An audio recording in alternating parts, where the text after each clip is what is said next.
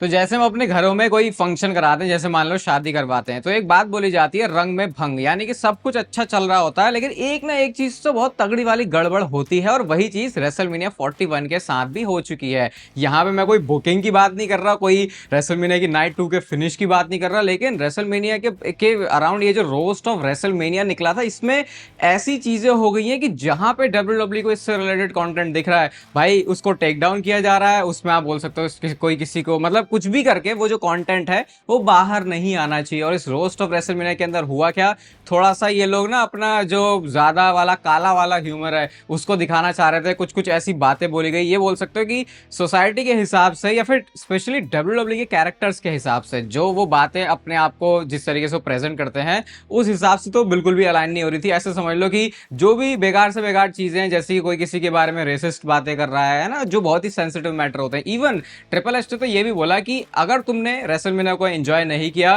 तो I have got 2 words for you. तो हमको पता वो होते हैं वैसे सक इट, जो कि वैसे भी बुरा तो है, लेकिन क्योंकि डब्ल्यू के टर्म में ये यूज होता है कैच फ्रेज की तरह, तो फिर इसका लिटरली वो मीनिंग नहीं बनता।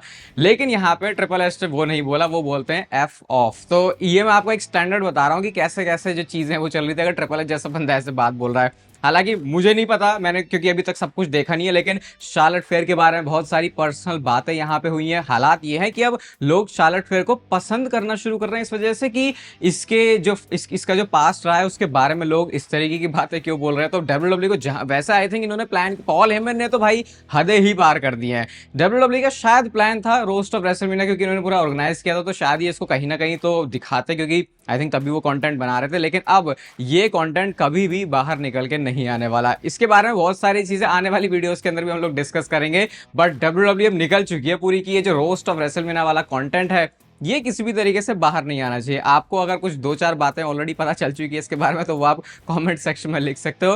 वेलकम है आपका वॉइस ऑफ रेसलिंग के एपिसोड नंबर 667 में। और सबसे पहले बात करते हैं भाई हमारे धोखेबाज दगाबाज ड्वेन द रॉक जॉनसन के बारे में। अगर आपको लग रहा था कि उस पैट मैकेफी के इंटरव्यू के बाद सारी चीजें रुक जाने वाली हैं, अब आगे कुछ नहीं होगा, भाई ये बात तो ऐसा लग रहा है और गहरी और गहरी और ज्यादा इंटेंस होती ही जा रही है। तो होता क्या है, ये बस्टेड ओपन रेडियो पॉडकास्ट में बात करी जा रही थी इस पूरी सिचुएशन के बारे में। डेव यहाँ पे बात कर रहे थे कि ये जो रॉक ने आके पहले तो रेसलमेनिया में आया नहीं, और उसके बाद जब ये रेसलमेनिया में नहीं आया तो उसके बाद ये ऐसे क्यों बता रहा है कि आई आई आई, यहाँ पे वी वाली बात क्यों नहीं हो रही है। ये तो तुमने बिल्कुल ट्रिपल एच को, उसके सारे क्रिएटिव लोगों को छोटा दिखा दिया है। और जो कि बात बिल्कुल लेजिट भी उन्होंने बोली कि अगर बंदा रेसलमेनिया में नहीं आया तो फिर ठीक है, उसके बाद तुम चुप रह सकते थे, या फिर ऐसा कर सकते हो कि ये बोलो ना कि ठीक है सब कुछ बढ़िया रहा। आगे फिर जो रॉक ने बोल दिया था कि यार मैं होता तो चीजों को अलग तरीके से करता, ये सारी चीजें इस पॉडकास्ट के अंदर हुई थी। तो भाई रॉक ने लिटरली इसका रिप्लाई दिया है। वैसे आपको पता होगा सेलिब्रिटीज ज्यादा रिएक्ट करते नहीं है चीजों के ऊपर, क्योंकि फिर वो और उन चीजों को फ्यूल देने का काम करते हैं, और एग्जैक्टली वही रॉक के साथ हुआ।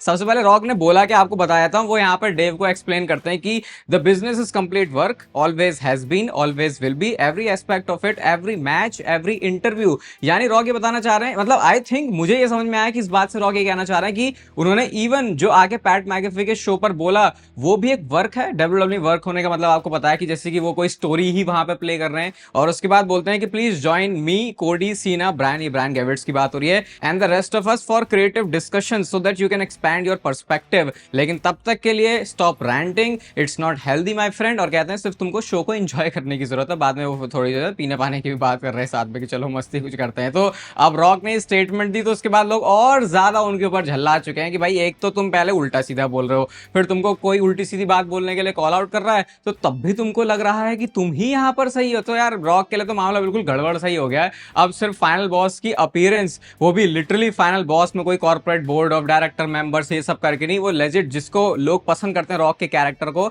अब तो वही आके चीजों को बचा सकता है। और इसके बाद तो अभी और सुनो भाई, डेव मेल्जर जो कि काफी ज्यादा पिछले कुछ टाइम में उनका जो रिकॉर्ड है वो खराब हो गया था चीजें रिपोर्ट करने के बारे में, सिर्फ अपने एक इस रिपोर्ट से भाई सारे लोगों के वो चहीते बन चुके हैं दोबारा से। क्योंकि मेल्जर ने शुरुआत से ही बोल दिया था कि वो नहीं आने वाला रॉक रेसलमेनिया में, लेकिन उसके बाद एक कमेंट का रिप्लाई करते हुए रॉक ने बोला था कि उन बीएस के ऊपर भरोसा मत करो।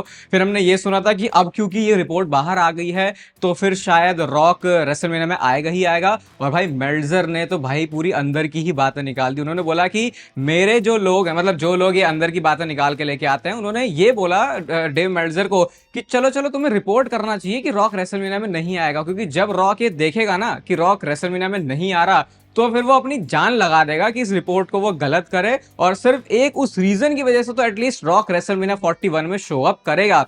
अब मेरे को नहीं पता यार ये चीज के ऊपर मैं रिएक्ट कैसे करूं, और मेल्जर के बारे में अब आप कुछ भी बोलने से पहले थोड़ा सोचोगे, क्योंकि कई बार जो मेल्जर की बात है ना वो कई बार तो अंदर से होती है और कई बार वो स्पेकुलेट कर देते हैं, तो बंदे की जो इमेज है वो थोड़ी सी ऐसी ऐसी हो जाती है, जबकि बहुत ही बड़ा पुराना वेटरन बंदा रहा है ये पूरी प्रोफेशनल रेसलिंग की इंडस्ट्री, अगर आप उसकी बात करते हो तो फिर मान तो फिर आप ऐसे भी सकते हो कि अगर ये सारी बातें ना हुई होती तो क्या पता एलिमिनेशन चेंबर में भी रॉक ना आता, अगर वो टिकट सेल्स नहीं भी हो रही थी तो उसके बावजूद भी। और फिर अब इसके बाद ये सारी सिचुएशन लीड करती है क्या, बैक स्टेज टेंशन भी है ट्रिपल एच और रॉक के बीच में। और मैं सही बताऊं, जब भी मैं रॉक या ट्रिपल एच को एक दूसरे के बारे में ऑन स्क्रीन सुनता हूं तो आपको ना कुछ ज्यादा ही प्रेम भाव इन दोनों बंदों के बीच दिखेगा। और कई बार लोग ऐसा इसलिए भी करते हैं क्योंकि उनको पता होता है कि यार चलो बिहाइंड द सीन्स तो हम कैसे भी हैं, ऑन स्क्रीन जब भी हम कैमरा के सामने हैं तो एटलीस्ट हम ऐसे तो दिखें कि हमारे अंदर यूनिटी दिखाई दे। इवन फिर लोग यहाँ पे थोड़ी और थ्योरीज भी बना रहे हैं कि कैसे जो ट्रिपल एच उन्होंने हॉल ऑफ फेम की स्पीच में रॉक के बारे में कुछ बोला नहीं। अब रॉक ने यहाँ पे जब इतने सारे क्रिएटिव मेंबर्स के बारे में बात करी तो कहीं पे भी उन्होंने ट्रिपल एच के बारे में नहीं बोला, तो पता नहीं भाई क्या चल रहा है इन दोनों पार्टीज के बीच में। लेकिन ये होता ही है कि जब भी एक ऐसा बंदा जो कि बहुत ज्यादा स्टार पावर रखता है और उसे पता है कि वो टिकट सेल्स बहुत अच्छे से मूव करवा सकता है, उसकी कंपनी में स्टेक्स हैं, फिर दूसरा वो बंदा जो कि क्रिएटिव चीजें हैंडल करता है, तो फिर भसड़ तो यहाँ पे होनी शायद बहुत ऑब्वियस भी लगती है। ऊपर से इनकी हिस्ट्री भी रही है तो शायद ये दिखा रहे हैं ऑन स्क्रीन, लेकिन अंदर मामला कुछ बहुत ज्यादा अलग है। पता नहीं अभी सिचुएशन आगे कैसे प्रोग्रेस करती है। अभी अगर मामला दो और सुपरस्टार्स के बीच में होता ना तो अब तक तो हमने कह दिया होता कि यार अब तो इनका एक मैच हो सकता है, लेकिन ऑब्वियसली ट्रिपल एच रिटायर हो चुके हैं, रॉक तो भाई रोमन रेंज से लड़ने नहीं आ रहा, तो ट्रिपल एच से या किसी और बंदे से लड़ना तो बहुत दूर की बात हो जाएगी। तो इस पूरी सिचुएशन के ऊपर आपका क्या रिएक्शन है उसके ऊपर कमेंट सेक्शन आपके लिए खुला है। रेसलमेनिया से पहले मैंने आपको बताया था कि एलेक्सा ब्लिस का रेसलमेनिया के लिए कुछ ना कुछ रोल होने वाला है, लेकिन फिर डब्ल्यूडब्ल्यूई ने अपने प्लान्स को चेंज कर दिया और एलेक्सा ब्लिस कार्ड पर कहीं पे भी नहीं थी, जजमेंट डे भी कहीं पर भी नहीं थे। लेकिन अब रेसलमेनिया के बाद ये रिपोर्ट आई है कि डब्ल्यूडब्ल्यूई अब एक नया लीडर बनाने वाली है जजमेंट सॉरी वाइट सिक्स क्या बोलते हैं जजमेंट डे बोलते वाइट सिक्स का, और ये होने वाली है हमारी एलेक्सा ब्लिस। तो वो चीज डब्ल्यूडब्ल्यूई इवेंचुअली करती ही करती, क्योंकि प्लान्स में उन्होंने यही सोच के एलेक्सा ब्लिस को वो लेके आए थे, क्योंकि उन्होंने गिमिक उनको वो गॉडेस वाला नहीं दिया, तो वही एक हिंट था कि ये अभी भी कुछ क्रीपी या फिर क्रिप्टिक चीजें ही करने वाली हैं। तो उसका मतलब क्लियर था वाइट सिक्स के साथ आएंगे, तो शायद कुछ एक आध हफ्ते के अंदर आपको बहुत जल्दी दिख सकता है कि एलेक्सा ब्लिस जो है अब ऑफिशियली वाइट सिक्स का पार्ट है एज द लीडर। पिछले साल की प्रथा को इस साल भी ड्रू मैकिंटायर ने बिल्कुल जारी रखा था, जब उन्होंने रेसलमेनिया के टाइम में बोर्ड एट वर्क वाला ट्वीट डाला था। तो उस ट्वीट की सक्सेस के बारे में ड्रू मैकिंटायर बात करते हैं एक ट्वीट के अंदर ही, तो यहाँ पे आप देख सकते हो, कहते हैं नंबर्स कभी भी झूठ नहीं बोलते और ना ही ड्रू मैकिंटायर झूठ बोलता है। Second most liked post on X within the first hour, उसके बाद most reposted WrestleMania content on X और most viewed post during WrestleMania. तो ये एक स्टैट है जिसको बहुत ज्यादा ड्रू मैकिंटायर आने वाले टाइम में भी बोस्ट करेंगे। और अगर आपको याद होगा तो मैंने आपको कुछ दिन पहले ही बताया था कि लास्ट ईयर वो जो बोर्ड एट वर्क वाला ट्वीट है उसके लिए मर्चेंडाइज बनाने के लिए भी ड्रू मैकिंटायर ने पिच किया था, लेकिन डब्ल्यूडब्ल्यूई शॉप वालों ने मना कर दिया। और क्योंकि अब लोगों की नजरों में आ चुका है तो शायद इस बार आपको ऐसी ड्रू मैकिंटायर की कोई मर्चेंडाइज दिख सकती है। अब मैं तो अभी से सोच रहा हूँ कि अगले साल की रेसलमेनिया के लिए अब क्या और इनोवेटिव और क्रिएटिव ट्वीट सोच रहे होंगे ड्रू मैकिंटायर, अभी से तो सोचना शुरू कर दिया होगा बंदे ने। मंडे नाइट रॉ में जिस तरीके से गुंथर ने पैट मैकेफी को अटैक किया, ये एक फ्यूड की तरफ जा सकता है, एक सिंगल्स मैच की तरफ जा सकता है। अगर आप नहीं हो पैट मैकेफी के गेम से फेमिलियर तो शायद आपको एनएक्सटी के दौर में जाना पड़ेगा, जब पैट मैकेफी की फ्यूड एडम कोल के साथ हुई थी और उस टाइम पे किसी को लगा नहीं था कि पैट मैकेफी ऐसे भी लड़ सकता है। तो एक लेजेंड बैंगर तरीके का मैच पैट मैकेफी डिलीवर कर सकते हैं, तो ऑब्वियसली उसकी पॉसिबिलिटी तो ओपन है। लेकिन एक अभी उड़ती उड़ती खबर आ रही है, बोल सकते हो रूमर या पता नहीं इसे किस तरीके से भी लेना चाहिए क्योंकि सोर्स के ऊपर इतना भरोसा नहीं किया जा सकता, लेकिन डब्ल्यूडब्ल्यूई गुंथर के ब्रांड को ही स्विच करने का प्लान कर रही है। यानी ऐसा हो सकता है कि मंडे नाइट रॉ से वो स्मैकडाउन ब्रांड के ऊपर चले जाएं। और अगर ऐसा हो रहा है तो फिर वो क्या उस फ्यूड के बारे में सोच रहे हैं जो पैट मैकेफी और गुंथर के लिए करी, जो उन्होंने एंगल सेटअप किया था, या सिर्फ एक मंडे नाइट रॉ के एपिसोड के लिए थोड़ी सी इंटेंसिटी दिखाने के लिए था, तो मे भी पता चल जाए। बट अगर ब्रांड स्विच हो रहा है तो फिर चीजें काफी चेंज हो सकती है गुंथर के लिए। ये ड्रू मैकिंटायर ने अपना सोशल मीडिया का जो गेम इतना स्ट्रॉन्ग किया, जब ये स्ट्रॉन्ग नहीं भी हुआ था तो उससे पहले मैंने आपको बता दिया था कि जिस तरीके से ड्रू मैकिंटायर यूज कर रहे हैं सोशल मीडिया का, यहां से कोई थिंग बना सकते हैं। और अब देखो ये तो इवन अब थोड़ी तरीके से अब ट्रेडिशन या फिर कल्चर में आ चुका है डब्ल्यूडब्ल्यूई सुपरस्टार्स का कि अगर तुम्हारा रिंग के अंदर कुछ नहीं भी हो रहा तो फिर भी तुम बाहर कुछ ऐसा करके काम कर सकते हो अलग कि फैंस तुम्हारे ऊपर ध्यान दे, जो कि काम ब्रॉनसन रीड भी कर रहे हैं। और अब उसी गाड़ी में सवार हो चुके हैं हमारे कैरियन क्रॉस। एक वीडियो उन्होंने शेयर करी है और लिटरली वहां पे एक बंदा उनसे पूछता है कि तुम क्या करते हो, तो वो कहते हैं कि मैं रोमन रेंस हूं और मैं स्ट्रिपर हूं। तो थोड़ा सा यहाँ पे ह्यूमर ऐड करने की उन्होंने कोशिश करी, लेकिन वो यही बता रहे होते कि कैसे लोग कितना चाहते हैं कैरियन क्रॉस को टीवी पर देखना। लिटरली बहुत बोल्ड हो रहा है भाई कैरियन क्रॉस। आई थिंक इतना ज्यादा बोल्ड तो ड्रू मैकिंटायर भी नहीं हुए होंगे, क्योंकि यहाँ पे ऐसा लग रहा है कि it is Karrion Kross versus WW के क्रिएटिव लोग जो कि उनको यूज नहीं कर रहे डब्ल्यूडब्ल्यू की स्टोरी लाइन में। But I think it's not just a matter of time कि बहुत जल्दी कैरियन क्रॉस आपको किसी एक अच्छी स्टोरी लाइन के अंदर दिखेंगे, क्योंकि अटेंशन अब उनके ऊपर आ चुकी है। प्राइम एग्जांपल इसका जो हेनरी है, अगर इतनी उनको सोशल मीडिया से अटेंशन ना मिली होती तो फिर शायद उनका मैच रैंडी ऑर्टन के साथ रेसलमेनिया में नहीं होता। अगर आपको सिर्फ 1 साल दिया जाए लाइफ में सक्सेसफुल होने के लिए, तो भाई आपको बिल्कुल प्लानिंग करनी चाहिए जेकब फाटू की तरह। एक ट्वीट जेकब फाटू करते हैं यहाँ पे, जहां पे सोलो सिकोवा के साथ थोड़ी यारी भी दिखा दी उन्होंने, जो कि इतना ज्यादा हमको वैसे तो टीवी पे दिख नहीं रही है। डेब्यू हुआ बंदे का 21 जून को, जो कि 1 साल से भी कम का टाइम है फिर उस हिसाब से, और 19 तारीख को हमको पता चलता है कि भाई वो बंदा रेसलमेनिया की स्टेज पर है सोलो सिकोवा के साथ जो है वो रिंग शेयर कर रहा है। तो यहाँ पे it is not about him winning the US title, वो दिखाना चाह रहे हैं कि कैसे वो सोलो सिकोवा के ओरिजिनल अकाउंट ही है ना, आई थिंक हाँ ये ट्वीट यहाँ से अकाउंट से मैंने पहले भी ट्वीट देखे हुए हैं। तो ये पूरा अपना आर्क वो एक्सप्लेन कर रहे हैं। अभी डब्ल्यूडब्ल्यूई की तरह बढ़िया बना सकती थी सोलो सिकोवा जेकब फाटू के इस फ्यूड को, वो बताने की जरूरत नहीं है, लेकिन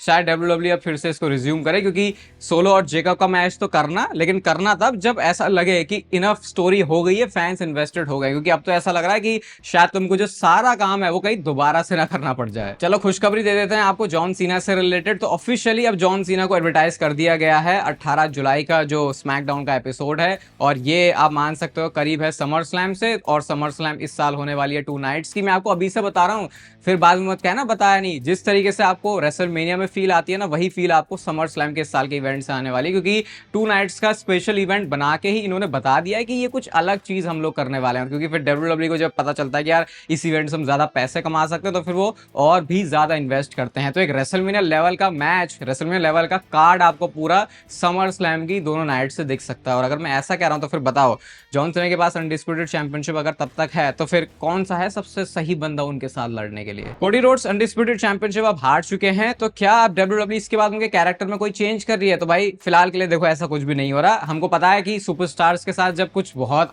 एक्सट्रीम कुछ अलग हो जाता है स्टोरी लाइन के अंदर, तो फिर एक उनके कैरेक्टर में स्विच आता है। लेकिन करंटली डब्ल्यूडब्ल्यूई अभी कोडी रोड्स के लिए कोई ऐसा हील टर्न वाला प्लान नहीं कर रही है, और आई थिंक बहुत ऑब्वियस भी है, क्योंकि ये तो वो टाइम है ना जब बंदे को अब थोड़ी सी सिंपैथी मिलेगी और थोड़ा वो आगे चलेगा, फिर शायद जाके एक पॉइंट पे वो उनका हील टर्न कर सकते हैं। बट अभी ऐसा कोई प्लान नहीं है। तो अगर आप कोडी रोड्स का हील टर्न देखना चाहते हो तो शायद उसके लिए अभी और वेट करना आपको पड़ सकता है। बट आई थिंक डब्ल्यूडब्ल्यूई को बहुत डिले भी नहीं करना चाहिए, क्योंकि वो एक नई साइड भी जब कोडी रोड्स की दिखेगी तो बहुत सारे फैंस को जो अभी तक टैप करने से रह गए हैं कोडी रोड्स, शायद वो चीज यहाँ से फिर वो कर सकते हैं। रेसलमेनिया नाइट 2 की जो एंडिंग थी ना, अब जब बहुत टाइम इसको बीते हुए हो चुका है, तो लोग ये भी कह रहे हैं कि डब्ल्यूडब्ल्यूई की हिस्ट्री के रेसलमेनिया के किसी भी मेन इवेंट की ये सबसे खराब एंडिंग थी। नॉट यहाँ पे बात हो रही है रेसलिंग की, ना यहाँ पे स्टोरी की किसी की बात हो रही है। बात ये हो रही है कि भाई ट्रेविस स्कॉट जैसे बंदे को तुम लेके क्यों आए, और अगर इतना काफी नहीं है तो उन फैंस को थोड़ा सा और जलाने के लिए डब्ल्यूडब्ल्यूई इस साल कुछ बहुत अलग प्लान कर रही है। शायद आप लोग समझ गए होंगे मेरी बातों से मैं किस तरफ इशारा कर रहा हूं। लिटरली डर्ट शीट्स ने ये रिपोर्ट करना शुरू कर दिया कि John Cena and Travis Scott का इस साल आपको एक टैग टीम मैच भी देखने को मिल सकता है। डब्ल्यूडब्ल्यूई ने अपने साल के कैलेंडर में शेड्यूल में प्लान किया कि किसी पॉइंट पे जाके वो Travis Scott and John Cena को साथ में डालेंगे और इनका होगा एक टैग टीम मैच। और आई थिंक बहुत ऑब्वियस भी है, क्योंकि जब तुमने रेसलमेनिया के मेन इवेंट में डाल के ट्रेविस स्कॉट को इतनी स्पॉटलाइट दे दी है, तो भाई कहीं तो वो लीड करेगी। और ट्रेविस स्कॉट ने कोडी रोड्स का क्रॉस रोड्स खा लिया है, सुनने में आ रहा है कि बंदा परफॉर्मेंस सेंटर में भी थोड़ा सा अब इधर उधर घूम रहा होगा शायद, तो आप उनको रेसलिंग मैच भी करते हुए देख सकते हो। डब्ल्यूडब्ल्यूई के लिए तो ऑब्वियसली प्रॉफिटेबल वो चीज होगी, क्योंकि ट्रेविस स्कॉट बहुत सारी आई थिंक ऑडियंस लेके आते हैं। कुछ नंबर तो फिगर मैं आपको बता नहीं सकता, क्योंकि आपको पता ही है रिसेंटली डब्ल्यूडब्ल्यूई सेलिब्रिटीज को काफी लेके आ रही है। तो अगर इनका टैग टीम मैच हो रहा है तो क्या लग रहा है फिर कौन से हैं दो सही वाले इनके ओपोनेंट? इस समय अगर डब्ल्यूडब्ल्यूई में सबसे ज्यादा मुश्किल टाइम किसी का चल रहा है तो उसमें से एक नाम देखो रोमन रेंस का भी है। बंदे के पास से अनडिस्प्यूटेड चैंपियनशिप तो सालों पहले चली गई, पूरी फैमिली चली गई, या पॉल हेमन भी उनके पास से चले गए। लेकिन अब क्योंकि स्टोरी लाइन में रोमन रेंस को थोड़ी मदद की जरूरत है, तो क्या यहाँ पे सिचुएशन ऐसी क्रिएट होने वाली है कि ब्लड लाइन आके रोमन रेंस को ज्वाइन कर ले? तो अगर आप ऐसा सोच रहे हो तो भाई फिलहाल के लिए डब्ल्यूडब्ल्यूई का कुछ भी ऐसा प्लान नहीं है। बात ये सामने आ रही है कि डब्ल्यूडब्ल्यूई फिलहाल तो रोमन रेंस को थोड़ा इंडिविजुअल ही चलाने वाली है। ऑब्वियसली वो उनका जो एंगल है सीएम पंक के साथ वो आपको उस वे में दिख सकता है, क्योंकि दोनों सुपरस्टार्स का गोल वही है। लेकिन WWE का कोई ऐसा बहुत बड़ा प्लान नहीं है कि ब्लड लाइन से रिलेटेड वो दोबारा से उस स्टोरी को चलाए। फिलहाल WWE ने उसको थोड़े से अपने पीछे वाले ठंडे बस्ते के अंदर डाल दिया है, और अभी सिर्फ रोमन रेंज की खुद की स्टोरी लाइन के ऊपर WWE का ज्यादा फोकस है। क्योंकि वैसे भी अगर आप बाकी ब्लड लाइन के मेंबर्स को देखोगे तो अगर वो यहाँ सब में घुस गए तो स्टोरी में काफी भसड़ मच सकती है। तो फिलहाल वो ब्लड लाइन, ओजी ब्लड लाइन वाला सीन देखो यहाँ से बनता हुआ तो नहीं दिख रहा। जो भी बंदे को जंग करनी है, मेहनत करनी है, वो या तो अकेले करनी है या फिर करनी है सीएम पंक के साथ मिलकर। बाकी अभी आपको स्क्रीन पर कल के आईपीएल मैच की वीडियो दिख रही होगी, उसको क्लिक करके अगर देख सकते हो। अब अगर आपको जो है क्रिकेट की वीडियोस में इंटरेस्ट है, इस तरीके की वीडियोस में इंटरेस्ट है, तो उसके लाइक सब्सक्राइब कर सकते हो चैनल को। बाकी तब तक फिर लेते रहो जिंदगी के मजे।